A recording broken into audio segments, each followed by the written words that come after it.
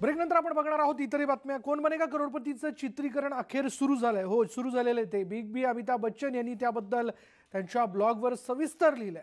Big बी यांना वगळता अन्य सर्व क्रू मेंबर पीपी किटमध्ये होते।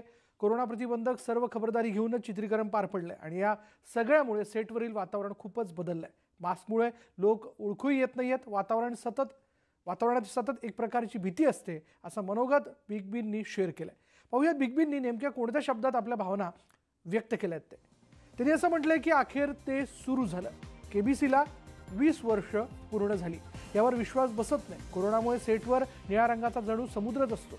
सगळे शांत, एकदम सतर्क, सतत खबरदारी, मास्क, निर्जंतुकीकरण आणि भीती।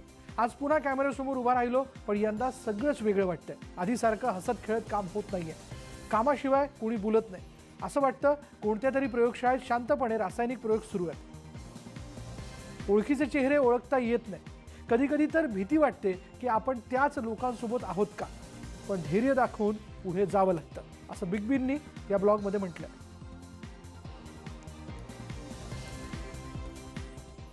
पुढे पाहूया, दक्षिणेतील विख्यात गायक SP बालसुब्रमण्यम यांची प्रकृती अजूनही चिंताजनक पण स्थिर आहे। आज त्यांची कोरोना चाचणी निगेटिव्ह आली आहे। 13 ऑगस्टपासून SPB यांच्यावर कोरोनासाठी ICU मध्ये उपचार सुरू आहेत, पण काही दिवसात त्यांची प्रकृती खालवली आणि त्यांना व्हेंटिलेटरवर ठेवावं लागलं। अजूनही ते व्हेंटिलेटरवरतीच आहेत। चेन्नईच्या MGM हेल्थकेअर रुग्णालयात त्यांच्यावर उपचार सुरू आहेत। सर्वाधिक गाणी गाण्याचा विक्रम त्यांच्या नावावरती आहे। 40,000हून अधिक गाण्यासाठी त्यांचं नाव गिनीज बुक ऑफ वर्ल्ड रेकॉर्डमध्ये नोंदवलं गेलंय।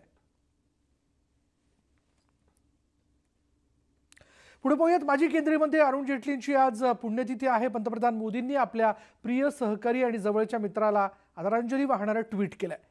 मला माझ्या मित्राची खूप आठवण येते असं मोदींनी म्हटलंय। जेटलींमधील विविध गुणांचंही मोदींनी कौतुक केलंय। काय म्हटलंय नरेंद्र मोदींनी आपल्या ट्विटमध्ये ते जाणून घेऊयात। गेल्या वर्षी याच दिवशी आपण अरुण जेटलीजींना गमावलं। मला माझ्या मित्राची खूप आठवण येते। अरुणजींना देशाची मनोभावे त्यांनी सेवा केली। त्यांचं चातुर्य, बुद्धिमत्ता, कायद्याचं ज्ञान आणि व्यक्तिमत्व अद्वितीय होतं असं त्यांनी आपल्या ट्विटमध्ये म्हटलंय। पुढे पाहूयात, अमेरिकेच्या कॅलिफोर्निया राज्यामध्ये वणव्यामुळे निसर्गाची प्रचंड हानी झाली आहे।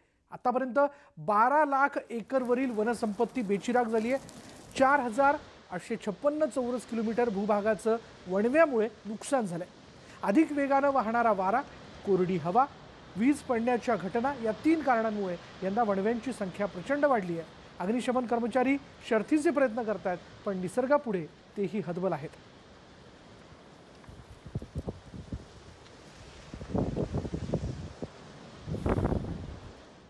यानंतर या बुलेटिनमध्ये इथे थांबूयात। पहा फक्त न्यूज 18 लोकमत।